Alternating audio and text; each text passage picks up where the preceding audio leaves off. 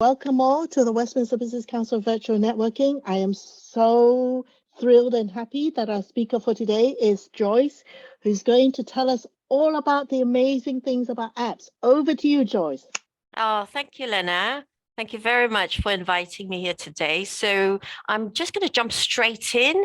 Not to worry, there won't be that many slides, but I'm just going to talk you through what I do essentially. So can you see the slides now? Can you see my slide? Okay, perfect. Thank you. So a little bit about me before I start talking about apps. So I come from the corporate world, as most of us do here. I've spent 15 years in financial services, WPP Group with Credit Suisse, otherwise known as UBS now. I started this agency, MarketingTech, in 2016 with a tech partner called Easy Apps or Easy Business. They're based in Leicester, so we're entirely homegrown. And we've been building apps since 2013, or rather Easy Apps has been. So what it means is I actually bought into a license to use their software and also their tech support as well to support my clients with mobile apps. So we're a one-stop shop for apps and search engine optimization. We've got a team based in Leicester, Surrey, and Norwich, together building, designing, publishing, and marketing apps. What do I love to do? Well, I love helping SMEs harness technology that's tried and tested, readily available, and affordable too. And there's lots of that available off the shelf, which are fantastic software. And when the weather gets a bit better, I'd hope to be able to get out and join a crew and get my skipper's license, hopefully soon. But looking at the weather now, I'm not so sure. So what are we discussing in the next 10 minutes or so, 10, 15 minutes? So I hope to talk about, first of all, key success, some key indicators there, which will perhaps give you an idea of whether certain types of businesses or your business could actually benefit from a mobile application tool. And then secondly, going to talk about what apps can do that websites perhaps don't do as well. And also email marketing as well, if I may add. And then lastly, give you some real life examples of a couple of apps that we've built. So keys to success. Can your business, benefit from an app? So we're going to look at, first of all, for a B2C or B2B type of business, how apps can benefit. What are key indicators? What do you look out for? What are signs there? So first of all would be Google Analytics. So as many of us have a website would know, we can plug in Google Analytics, which actually give us a pretty good idea of how our site is performing. So one of the indicators would be to check your mobile traffic versus your desktop traffic going into your website. And with many websites, you do nowadays see a trend going from desktop traffic, people browsing your website on their desktops, to more and more people now browsing your website from their phone or their tablet devices, mainly from their phone devices.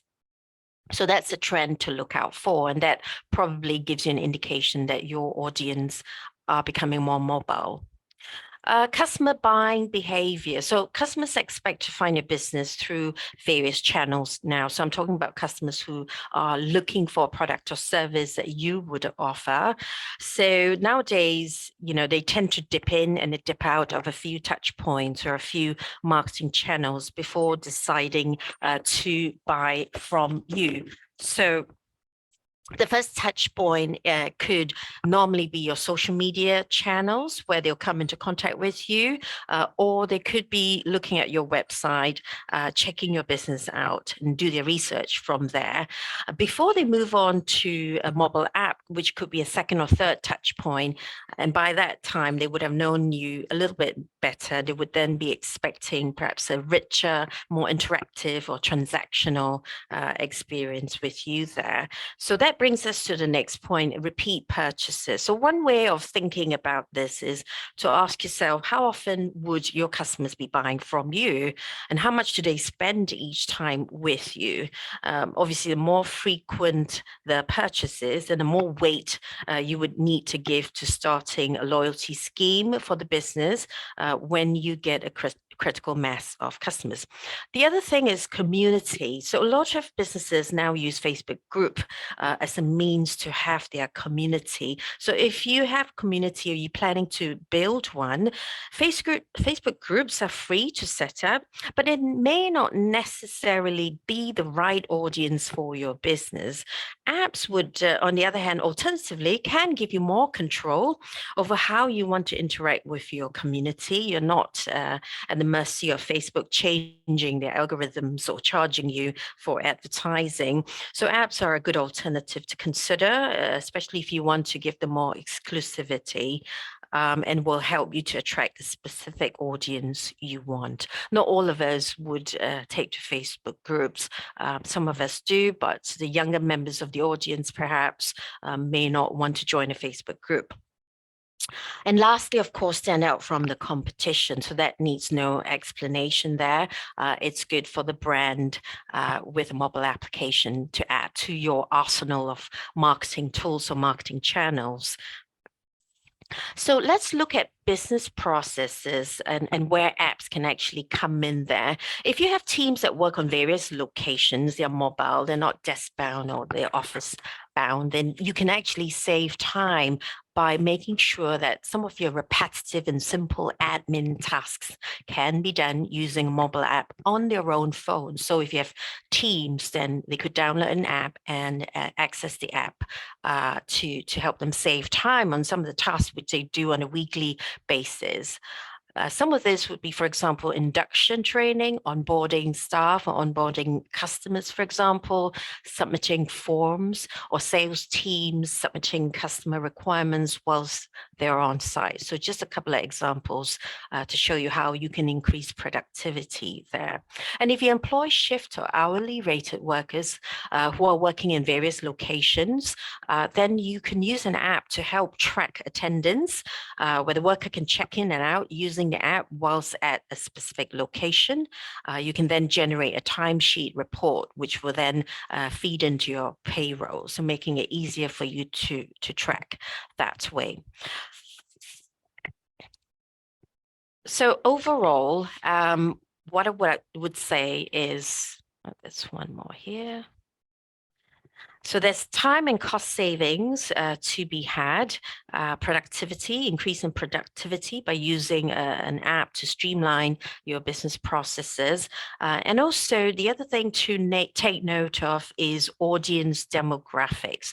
So the millennials and the Generation Z obviously would take very well to technology tools such as this.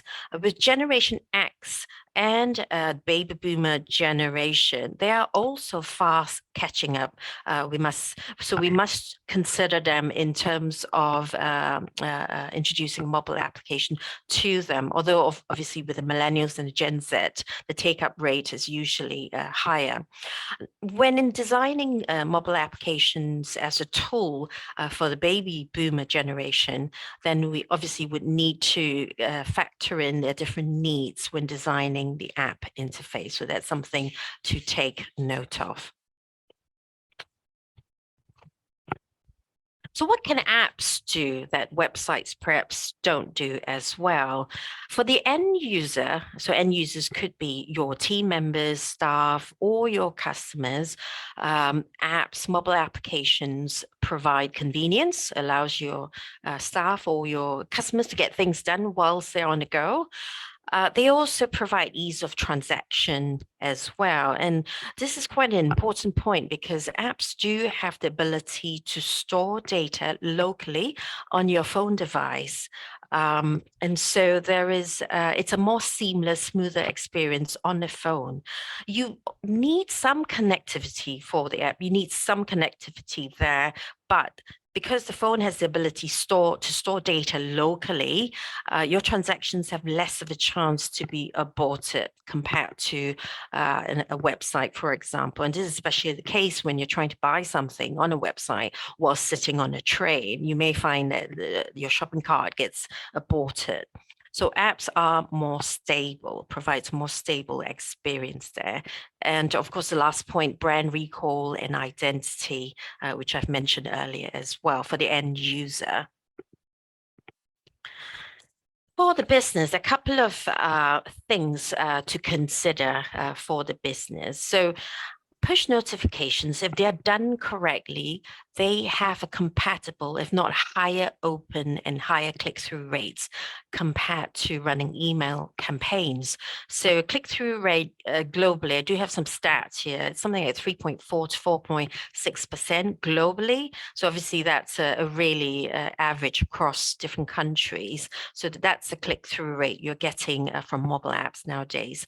Now, to generate a return on investment, you actually don't need to be selling any product or service on the app to generate an ROI there. You can actually calculate how much incremental income you can make from your push notifications on a monthly basis once you reach a certain number of app downloads, and that's possible to do that, and we can show you how if you're interested in that. Increased customer lifetime value, obviously this is done through a loyalty or reward programs on your apps as well. Customers would tend to want to visit your business more often and spend more with you. Obviously, if you have a loyalty and a reward program that speaks to them.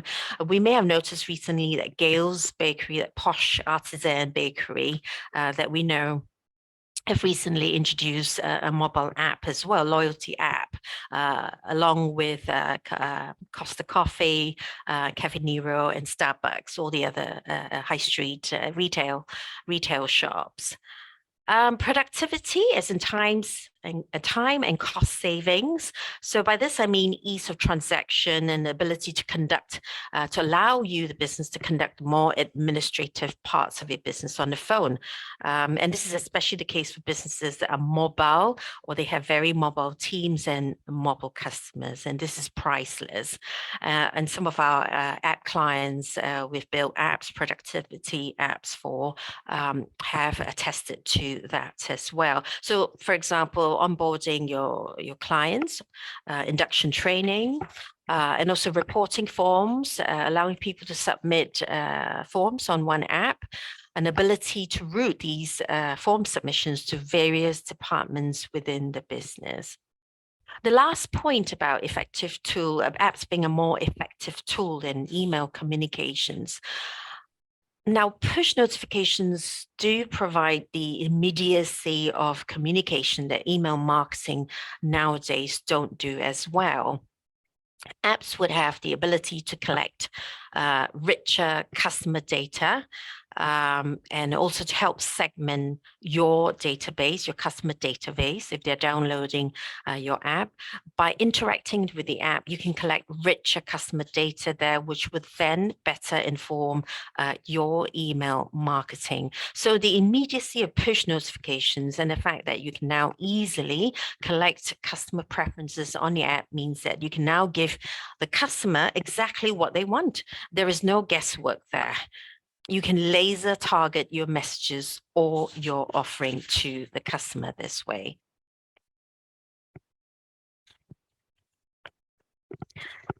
So here I just want to show you 3 quick examples there of the benefits which I've just discussed with you.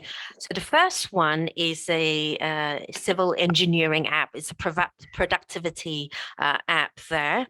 This is the app that we built that's tailored to the organization. It's a web app, so you won't be able to find it on the App Store. So what this does is essentially it's an app, it's a very simple app with forms for engineers who go on site, construction sites, to complete. So there's loads of forms on the app: traffic management forms, submission of reports, site visits, risk assessment forms, all the wonderful, exciting forms forms that the subcontractors and contractors and engineers who report for work on site, and also HR forms which they can submit as well, such as holiday request forms. The second app which I want to share with you, this is a community app called the Harpenden Guide, which is just near the St. Albans there, North London. This app was built during the pandemic, during the lockdown, simply as a local resource for local residents to be able to access information quickly.